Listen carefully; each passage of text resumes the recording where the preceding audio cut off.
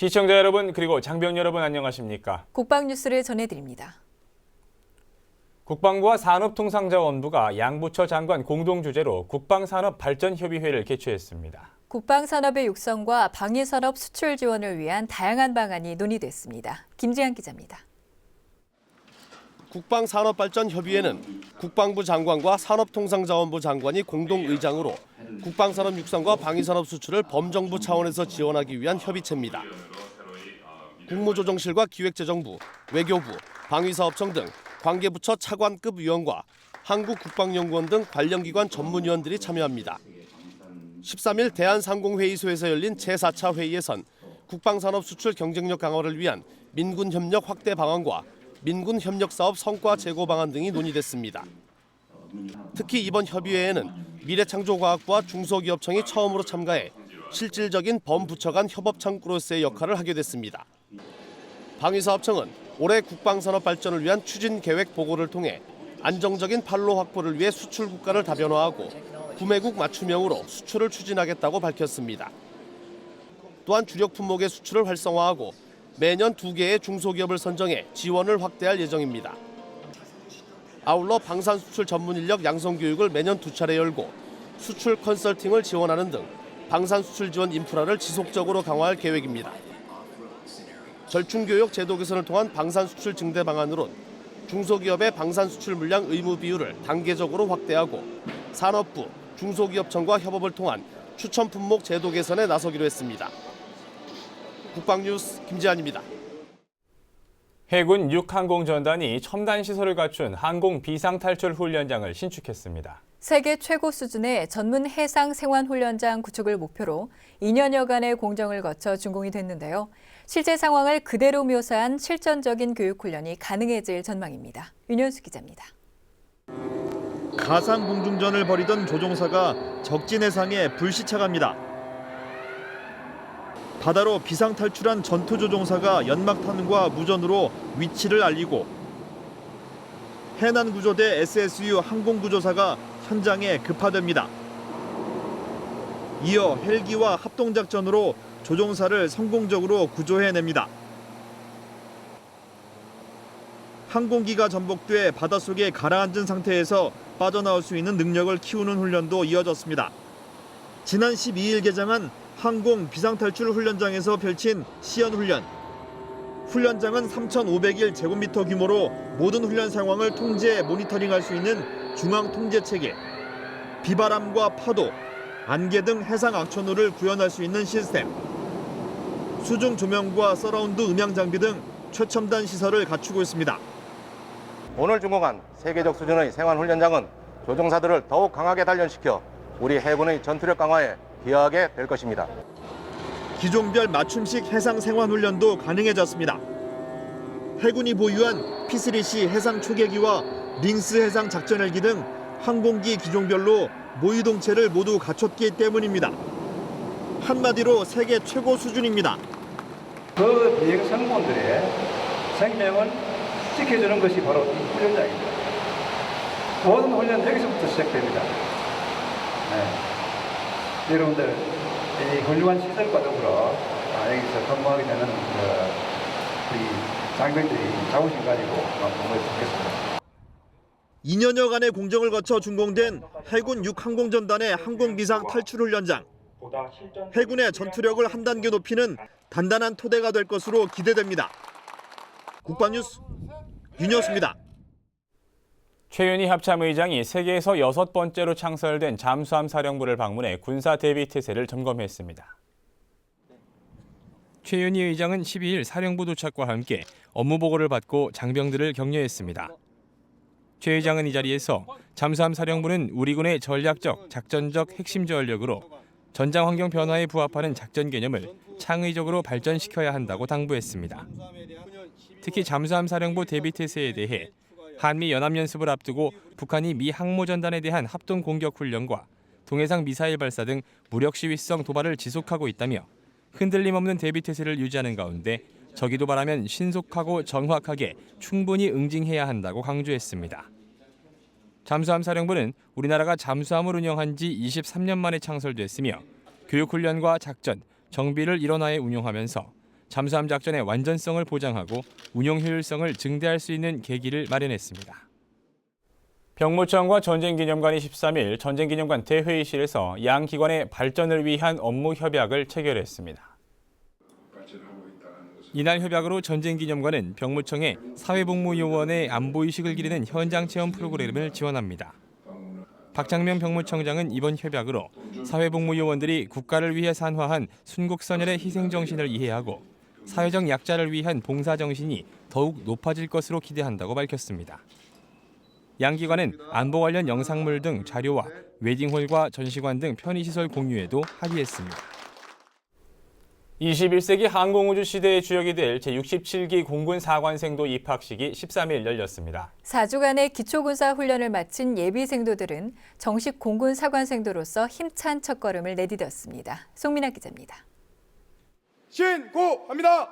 예비생도 김준우 등 163명은 2015년 2월 13일부로 공군사관학교 입학을 각각 명받았습니다. 예, 신고합니다. 제67기 공군사관생도 입학식이 김영철 사관학교장을 비롯한 신입생 부모와 재교생 등 1,100여 명이 참석한 가운데 거행됐습니다. 이날 입학식을 통해 공군사관생도가 된 163명은 지난 1월 19일부터 4주간 진행된 강도 높은 기초군사훈련을 수료해 의미를 더했습니다.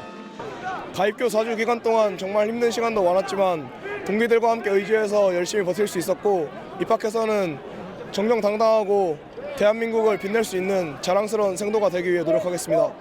사관 생도로서 이렇게 오늘 당당하게 만날 수 있다는 거 너무나 감사하고요. 이제 앞으로 제 꿈을 향해서 정말 하늘을 높이 날았으면 좋겠습니다. 공사 67기 생도 중에는 필리핀과 몽골, 태국, 베트남에서 온 외국 수탁생 4명도 포함돼 있어 눈길을 끌었습니다. 특히 공군사관학교 최초 여성 외국군 수탁생도로 입학하게 된 칠리아는 필리핀에서 조종사로 근무하는 오빠를 보고 조종사의 꿈을 키웠습니다. My family is the one who want to become, for me to become a pilot at first, because I don't really have any idea of being a pilot or being a soldier, but they told me to be one. And you know, I'm so thankful and I love them so much. That's why I do my best to be a good pilot, to be a good soldier, to become a good cadet. 공군사관학교는 올해 3군 사관학교 중 최초로 한국사 능력 검정시험 성적을 입시에 반영했으며 시력 교정수술 적합 검사를 통해 저시력자도 입학할 수 있게 됐습니다. 자신과의 싸움을 이겨내고 입학한 공군사관학교 67기 생도들은 앞으로 4년 동안 체계적인 교육을 거쳐 정예 공군장교로서 대한민국 영공을 책임지게 됩니다. 국방뉴스 송민아입니다. 네, 추운 날씨에도 훈훈함을 전하는 소식이 있습니다. 공군 17전투 비행단이 부대 인근 주민을 대상으로 의료 지원을 실시했는데요. 설을 앞두고 마을회관은 장병들의 따뜻한 손길로 가득 찼습니다. 심혜슬 아사입니다. 하나하나 정성스럽게 침을 놓으며 어르신들에게 불편한 곳은 없는지 꼼꼼히 살핍니다. 혈압 체크와 혈당 검사부터 시작해 한방 치료와 정형외과, 치과 등 다양한 진료로 이웃 주민들의 건강 상담을 해주고 아픈 몸을 치료합니다. 공군 17전비 항공의무대대가 인근 지역 주민을 대상으로 실시한 무료 진료 서비스에는 전문 군의관과 간호사, 물리치료 군무원이 투입됐습니다. 부대 인근에서 소음 등으로 고생하시는 주민들에게 조금이나마 위로와 도움이 되기를 희망하는 자리를 마련했는데 많은 분들의 뜨거운 참여와 관심이 있었습니다. 지속적으로 이와 같은 자리를 만들므로 인해서 주민과 친선의 장을 만들어 나가도록 노력하겠습니다. 특히 대다수가 노인인 마을 특성을 고려해 전기물리치료기와 온열치료기 등을 지원해 노인성 질환을 집중 진료했습니다.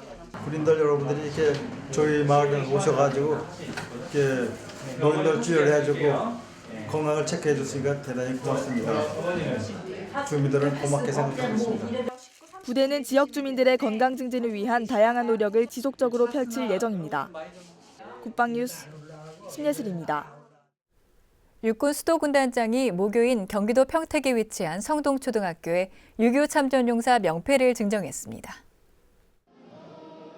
12일 열린 행사에는 6.25 참전용사와 재학생, 지역 주민과 보훈단체 관계자 등 500여 명이 참석했습니다. 육군 본부에서 제작한 참전용사 명패는 가로 90cm, 세로 120cm 크기의 동판으로 성동초등학교 출신 참전용사 96명의 이름이 새겨져 있습니다. 최병로 수도군단장은 군 선배이자 모교 선배인 참전용사들과 함께 명패를 증정하게 돼 기쁘다며 이번 행사를 계기로 후배들이 나라를 사랑하는 마음을 간직하고 자라주길 바란다고 밝혔습니다. 참전용사의 호국정신을 기리고 학생들에게 나라를 사랑하는 마음을 심어주기 위해 추진하는 참전용사 명패 모교 증정 행사는 지난 2009년부터 육군에서 추진하고 있으며 지금까지 경기도 지역에만 26개 학교에 명패가 전달됐습니다. 군의 역할은 국가안보의 확립과 국민의 안전을 지키는 일 외에도 많이 있습니다. 그중에서 군과 민이 상생하기 위한 다양한 활동들을 하고 있는데요. 육군 36사단이 자율식사의 날을 운영해 지역경제 활성화에 도움이 되고 있습니다. 자율식사의 날은 육군 36사단 사령부내 간부들을 대상으로 부서원 간 친목을 도모하고 주민들과 소통을 위해 추진됐으며 이달부터 매월 둘째 주 수요일을 자율식사의 날로 정하고 부대 인근 식당에서 점심 식사를 하고 있습니다. 평소 사단 간부 식당을 이용하는 260여 명은 부대 밖에서 식사를 하고 부서원들과 그동안 못했던 이야기를 나누며 친목을 다졌습니다. 경기 침체로 지역이 많은 어려움을 나오고 있는데 군에서 주기적으로 이렇게 나와주시니까 저희 식당은 물론이고 지역 주민의 많은 경기 활성화에 도움이 될 것 같습니다. 부대는 자율식사의 날을 운영하며 간부식당 취사병들의 휴식과 정비 여건을 보장하고 동시에 지역 상권 활성화에도 이바지해 일석이조의 효과를 거두고 있습니다. 매월 13일이 혹시 헌혈의 날이란 사실 알고 계셨나요? 헌혈의 날은 지난 2012년 7월 13일 대한적 십자사와 건국대병원이 헌혈의 날 선포식을 한 게 계기가 됐는데요. 네, 해병대 2사단에서 소초장으로 근무하고 있는 김광혁 소위가 지금까지 94번의 헌혈을 해 화제가 되고 있습니다. 화제의 주인공을 원동환 중사가 만나봤습니다. 강화 서부 최정선을 철저히 지키겠습니다.